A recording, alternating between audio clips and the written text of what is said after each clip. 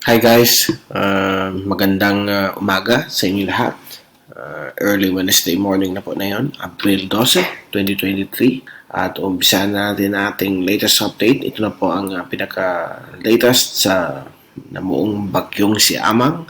Subalit ang Joint Typhoon Warning Center ay isa pa rin pong low pressure area, kaya may pangalan po tayo 90W dito. Kasi pag naging TD po siya, magiging 1W po siya.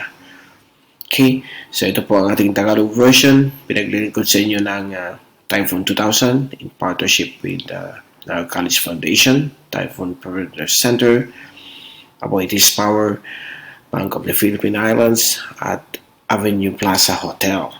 Okay, at umpisa natin ang update. Ito na yun ang fast animation. So nakikita po natin na yun ang paglapit po ng bagyong si Amang. Nakalipas na 12 oras ay gumanda po ang kanyang sirkulasyon, but habang papalapit po na sa Bicol ay medyo nalusaw po at nasira ang kanyang sirkulasyon. Nandiyan pa rin po ang kanyang pagiging TD, pero napakaliit na lang po ang kanyang thunderstorm rain bands. Okay, very close sa kanyang center at nagpapaulan lamang ito sa mga maliliit na areas o mga isolated areas ng Kabikulan. At hinihintay natin ito for the next 12 hours dahil po sa rain forecast, magbibigay pa rin itong malawakang pag-ulan sa Kabikulan dahil po posibleng lalaki pa rin po siya dahil po medyo mainit po dito sa mga karagatan po ng Bicol region. So, ito po yung zoom in satellite animation. So, for the past 12 hours, nakita natin na medyo nasira ang kanyang circulation, but sa mga oras nito, kumakapal na naman po ang kaulapan. So, magbibigay ulit ito ng mga ulan sa buong bahagi po ng Kabikulan. Then later on, ang kanyang trough ay magpapaulan din po dito po sa bahagi po ng Hilaga at Gitnang Luzon kasama po Metro Manila, ibang bahagi po ng Calabarzon, Mindoro, Marinduque, Romblon, at Northern Visayas. So, mag-ingat po sa mga posibleng pagbabaha na i-generate po nitong system. Ang kanyang rain accumulation within the circulation ay medyo bumagsak po sa 100 millimeters. So, ang Bicol region ay pwedeng umabot lamang po ng 25 to 100 millimeters ang inaasahan po mga pagbagsak ng ulan. Sa Naga City, ang forecast po ng European model is only up to 57 millimeters ang inaasahan po mga pag-ulan.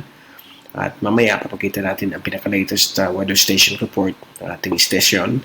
Ngayon din po sa ating weather station sa Legazpi. Ito po yung mga areas na malapit doon. Dito po sa Carmoan, yung isang weather station natin doon sa Virac. Okay, dito sa Catanduanes, not Carmoran. Okay, sa Catanduanes ay medyo nasa 50 millimeters ang ulan kahapon, but sa mga oras nito ay medyo tahimik na po sa Catanduanes. Yung hangin nasa 10 hanggang 15 kilometros bawat oras lamang mula sa kanluran. At kikita po natin pag clinic natin infrared, nandito lamang po ang mga malalakas na ulan, concentrated lamang po sa silangan bahagi po ng Kabikulan, but nag-spread na po na yun sa ibang bahagi po ng Camarines Sur, Albay at Sorsogon. So mag-ingat po tayong lahat. At ito po yung latest track natin na ginawa kaninang alas 10 ng gabi at inaasahan po itong magla-landfall sa mga oras na ito sa may Catanduanes. Baka nakatawid na po yan patungo po sa Partido. So dadaan po siya ng Partido na yung early morning at lalabas po dito sa may dulong bahagi po ng San Miguel Bay patungo po sa Camarines Norte, Daet. Okay, at dadaan po ito more or less 100 kilometers north of Naga City mamaya po between 8 to 10 a.m. Subalit ano pong epekto sa atin? Wala naman po. Mostly mga ulan naman, pabugso-bugso, minsan mahina, minsan malakas, minsan katamtaman, at may mga possible threat pa rin po sa mga low-lying areas at flood-prone areas ng ating region dito sa Camarines Sur at Naga. Ganyan din po sa Iriga at Legazpi at ibang areas po ng Kabikulan like Daet. May mga inasan pong threat of flooding kapag meron pong malalakas na thunderstorms na i-generate po itong system. Medyo napupulsate po yung mga ulap niya. So, may mga from time to time na malalakas ang ulan na posibleng bumagsak sa area ninyo. So, mag-ingat lang po. So, ang 2-day forecast, pagdating niya dito sa may daet, okay, sa may mountains of Labo, o sa may Mount Labo, ay inaasahan po itong malulusaw bilang isang low pressure area. Ang Joint Typhoon Warning Center hanggang kahapon ay hindi po nila in-upgrade itong si Amang dahil po kulang po ang kanyang low-level circulation. Mostly ang kanyang circulation ay dito sa may mid-level around 10 to 20,000 feet. So, ang akala natin pag nakita mo sa satellite parang bagyo ang korte niya, hindi kompleto yung ilalim niya, kaya nakita niyo biglang nawasak yung kanyang circulation pagdating ng hapon hanggang sa gabi. So, yan po ang mga usually when you look at satellite animation, kailangan tingnan mo rin yung low level. Okay, pag kulang yung low level ay mukhang malulusaw po yan, particularly pag meron pong wind shear. So, hindi natuloy at subalit ang Pag-asa at Japan Meteorological Agency ay patuloy nag-i-issue updates dito po sa Tropical Depression Amang. So, anytime pag nag-disorganize ulit yung kanyang circulation, ita-downgrade natin dito po sa Typhoon 2000. Meron na po tayong updates sa typhoon2000.info. Pag pinipost natin sa Facebook, medyo hindi pinapayagan ng Facebook. Hindi naman po tayo scammer, okay? So, type na lang po ninyo, typhoon2000.info. Nandiyan po ang lahat ng mga advisories, mga tracks, satellite animation, kung saan papunta ang bagyo, yung mga areas affected, yung mga ulan, hangin, ano ang pwedeng maapektuhan sa iba't ibang bahagi ng ating bansa kapag may bagyo. Okay, so yan po. By Thursday morning, lalabas po siya sa may Lamon Bay, malapit sa Mauban, at tatak po siya dito sa may Infanta at Western Polillo, at dito na po siya matutunaw bilang isang low pressure system. Actually dito matutunaw na po siya, but yung remnants ng mga ulan magbibigay po rin ng malawakang mga thunderstorms dito po sa Central at Northern Luzon at Metro Manila by Thursday. So, Wednesday, Thursday, even Friday, may mga ulan pa rin na posibleng maganap dahil natitira pa rin. Nandiyan pa rin yung natitirang kaulapan niya. Now, ito po yung global models at medyo dispersed po ang mga tracks nila. Yung iba dito sa may south, so hindi na po yung katotohanan. Dito lamang po siya at inaasahan po yung malulusaw. At sa ating rain forecast, medyo nagbago po ang European model. Kahapon, umabot ng 150, 110 ang maximum rainfall amounts. At sa mga oras na ito ay bumagsak sa 50 millimeters. Pwede pa rin umabot ng 100 millimeters dahil po itong mga forecast na ito minsan masyadong mababa ang value, okay? Conservative, kung tutuusin. So, kaya ina-up natin ito lagi. Kung ganito, nasa 25 lang ito o 50, posible pa rin umabot ng 100 millimeters sa iba't ibang bahagi po ng Kapikulan pagdaan nitong system. But good news po ito kung matuloy po itong forecast. And then by Wednesday afternoon, wala na pong masyadong ulan sa Kapikulan. Isolated na lamang. Mostly mag-shift po yan dito sa may Central at Northern Luzon, Metro Manila, Calabarzon, may Macopa, except for Palawan, okay?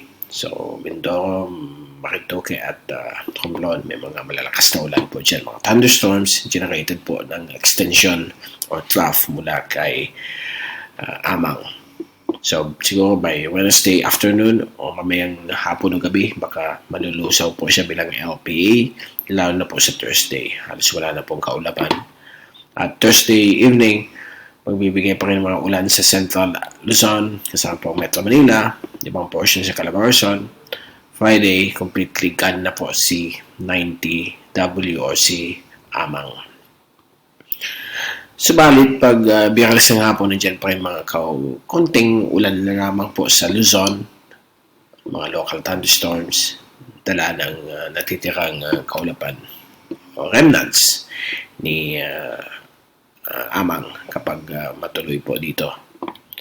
So, Wednesday, okay na po ang panahon except dito po sa may Luzon or the Luzon, may mga thunderstorms pa rin dahil po nandyan pa rin yung mga sinasawag dating mga after effects ng La Nina. Kahit natapos na ang La Nina, meron pa rin konting effects hanggang Hunyo.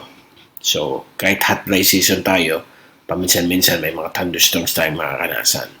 Hindi po abnormal na magkaroon ng bagyo ng Enero, Pebrero, March, Abril, Mayo. Dahil po sa history, meron po every other year, pailan-ilan may mga bagyo nag-form sa mga buwan na yan. Last year, walang Abril, o parang meron din, hindi na natin maalala, but may kita nyo sa mga summaries ng mga bagyo every year since 1940, may mga taon talaga na wala ang Abril, susunod meron na naman. So, it's not unusual. Talagang normal po yan dahil nasa tropics tayo. Whole year round, meron talagang mga bagyo kada buwan. Depende na po yan kung conducive po for development. But so far, yan ang unang bagyo ng taon, si Amang, at magbibigay po ng much needed rainfall sa Kabikulan na medyo more than 3 weeks na wala masyadong ulan simula noong Marso. Okay, since nawala yung amihan. Okay. So, bago tayong paalam, ito yung ating live weather report. At nakita natin dito sa 5.4 hangin sa Legazpi. Hindi masyado yung ulan. Mahina. Okay, galing na po sa west. Dito naman po sa ating weather station sa Naga City ay mukhang tahimik din po. 6.9 naman po yung bugso ng hangin mula sa Hilagang Kanluran. At ang ulan sa mga oras na ito ay medyo malakas. Okay, nasa 21.6. Umabot mo na yun ng heavy rainfall. Galing na po yun sa rain bands ni Amang. So, malamang na akit po ito. Ito yung daily rain. So, patuloy pa rin yan magbibigay ng mga ulan for the rest of Wednesday sa Bicol region. At yan po. So, medyo malakas po ito. Okay. Ano na po ito? Malapit po mag-extreme rainfall. 47.2 is very heavy rainfall na po yan. So, yan po ang kalagayan ng bagyong si Amang. So, mag-iingat po kayong lahat dyan sa mga low-lying areas at landslide prone areas ng ating Rayon, Bicol. So, dyan muna natin tinatapos ang ating update. Ito si Mike Pado nagpapaalam. Mag-iingat po tayong lahat. May #WeatherWiser. At maraming salamat po sa pagpanood nyo sa aking channel.